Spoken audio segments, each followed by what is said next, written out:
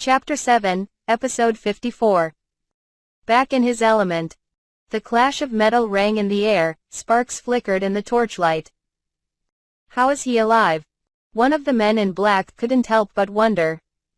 Just a few moments ago, he had thought Ryoma was as good as dead, that he'd have no chance of retaliating against the great sword brothers who flanked him from either side. But Ryoma was certainly alive. In fact, he was holding his own against the relentless attacks of the hit men. Great swords were the brothers' choice of weapon, each blade as long as an adult man was tall. The sword's sheer mass and the brothers' technique combined made each swing lethal. Compared to Ryoma's lightweight sword, they lacked dexterity but made up for it with power. Still, wearing their aura of energy, the brothers moved much faster than their appearance let on. They also staggered their attacks ever so slightly to cover each other, which made their onslaught anything but straightforward. But they had yet to hit Ryoma. His movements were so relaxed and precise that some of the men in black had mistaken them for inaction, in reality. However, he was deftly keeping himself out of the flurry of great swords, parrying only when he had to. He had even initiated a counterattack a few times already, and he was beginning to find openings in the brothers' coordination.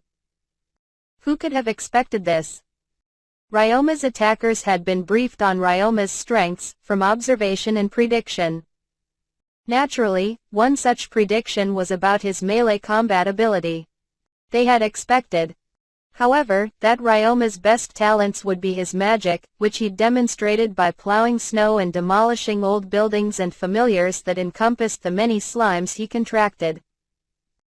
Ryoma's magic had become an integral part of Gimel, and everyone knew about Ryoma's slimes through his work. However, the attackers had little to go on to discern how good of a fighter Ryoma would be. Other than that one story about him dominating a group of delinquent adventurers, they'd had only rumors. It had seemed prudent to focus their preparation on magic and slimes, because none of them had expected Ryoma's swordsmanship to be more of a threat than his other skills. This was especially considering how young he was. He was so skilled in magic that most people wondered how he would have trained so much in his short life. Who could have predicted that? By all appearances, he'd spent even more time training with the sword. No sane person would have guessed that Ryoma, apparently a preteen, had 40 years' worth of swordsmanship training under his belt. All things considered, the men in black had been very thorough in their preparation. They'd disabled Ryoma's magic, hired the Great Sword Brothers, and even staffed what they thought would be enough backup support. If Ryoma had been any other child, they would have been in and out of the mountain in a flash, having completed their mission. After less than 30 seconds of combat, the older brother grunted and stepped out of the thick of it, holding his face guard in one hand. His brother immediately put distance between him and Ryoma. "Brother," he called. "Just chipped the buckle." The face guard dangled to one side of his helmet because of the broken buckle. He forcibly tore it the rest of the way off, at last revealing a scaly face. "You're a dragonute," Ryoma said. "Unlike the one you've met, I wasn't born in the village," he confirmed. "I nearly didn't believe you'd fashioned a sword out of a slime." "So you know about Asagi and my slime sword?" "You really did your homework," said Ryoma. This sword had the same appearance as his previous one, but this time, it was made of a steel slime that had evolved from an iron slime. While it didn't come with any additional powers, the steel slime was more durable and better suited for a blade. "Anyone who could jeopardize our mission, we research. As for the sword, we only heard a rumor that you were a slime maniac, hell-bent on using slimes for everything imaginable," one of the brothers said. "Not a scratch after all this." "It seems we underestimated you," said the other. Both of them raised their swords to attack, and the air about their blades flickered almost imperceptibly. It was a telltale sign that the amount of energy they used for enhancement had surpassed a certain threshold. The mirage-like effect served as a warning. They were about to use a technique that required a lot of energy. Behold! The secret greatsword technique. Dragon's Descent, the younger brother cried, swinging his sword, which was now brimming with energy. That energy became a tangible slash that flew towards Ryoma, carving its course in the ground. Just as Ryoma dove sideways to avoid it, the older brother followed ruthlessly. Dragon's Descent. Ryoma lifted his sword, and the brothers saw how the air flickered unmistakably around his blade. The next moment, Ryoma had fired an identical slash that met the second brother's and neutralized it. By then, the brothers had started their next attack, wielding the mirage-shrouded blades in unison this time. Secret greatsword technique. Dragon crossing. Blades flew, crossing into each other's paths in pursuit of Ryoma. Once again, he held his slime sword high and brought it down, creating a larger slash than before to strike both blades at once, just as they crossed. "I tip my hat to you," one of the brothers said. "Not that I'm surprised to see you have technique. You copied ours," the other added. "Strange thing to say to an opponent, but your technique was so clean that it made it easier." "They were perfect models," Ryoma said. The older brother's frown deepened, and the other seemed to share his sentiment. "How did you keep such a talent hidden?" "I wasn't trying to," Ryoma explained. "Couldn't if I tried. If I'm being honest, I was scared." "Scared?" "Back in the forest, I was all alone, for better or worse. I just had to survive. But in the city, in human society, there are rules, from written laws and regulations to unspoken social contracts. Solving your problems with violence is frowned upon in most places. A quick way to make yourself a pariah. So I may be good at fighting, but I don't like flaunting it. Also, using magic and slimes is usually more efficient for my jobs in the city," Ryoma said. "I see your point, but it is a foolish one. You are strong. Why put any stake in what the weak say or think of you?" the older brother asked. "Strength is all that matters in this world," the younger chimed in. "If anyone defies you, you can make them answer to your sword. You must understand that much.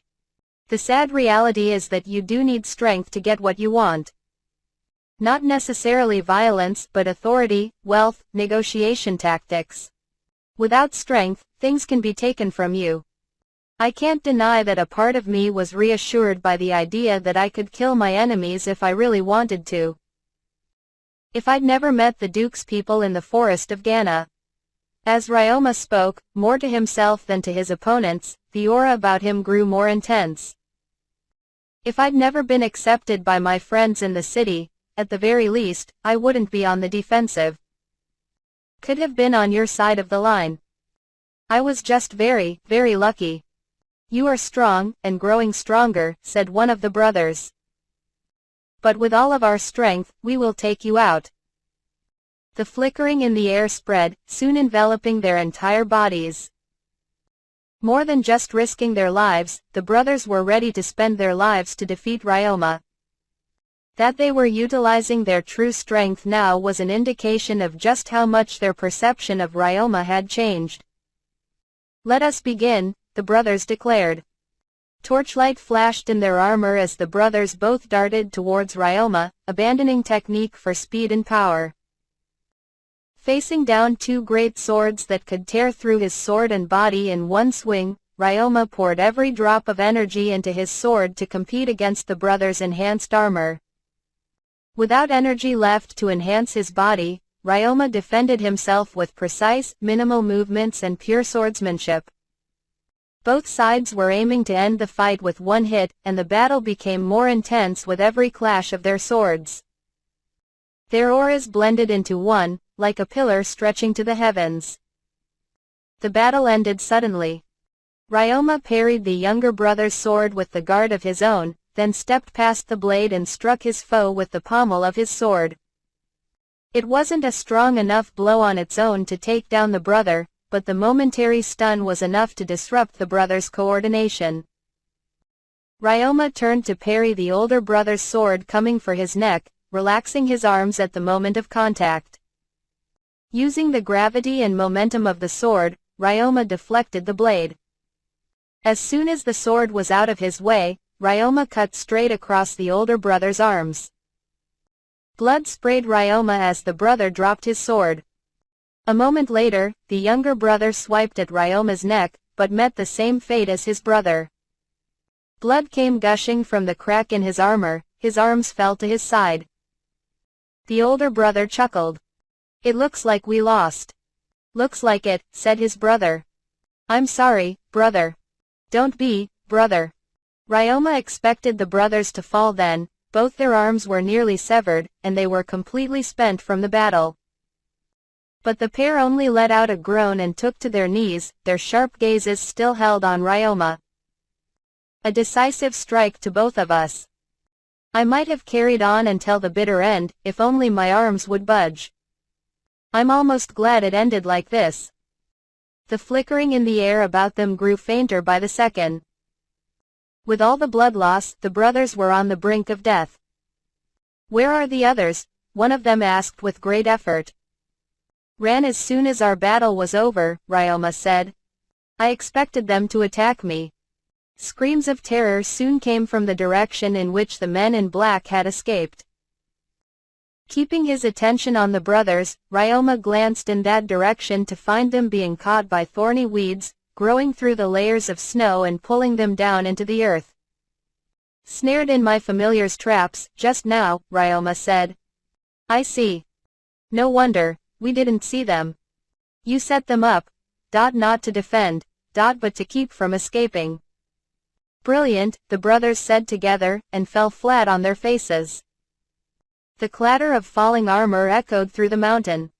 Snow began to fall. Once Ryoma flicked his sword to shake the blood off the blade. Quiet returned to the abandoned mines for the night.